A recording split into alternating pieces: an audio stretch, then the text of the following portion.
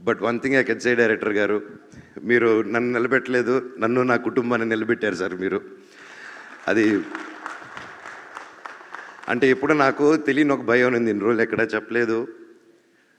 నేను పెరిగిన విధానం నా పిల్లల్ని అలా పెంచగలుగుతానా, అలా చూసుకోగలుగుతానా అని చెప్పి రోజు ఒక చిన్న భయం ఉండింది నాలో.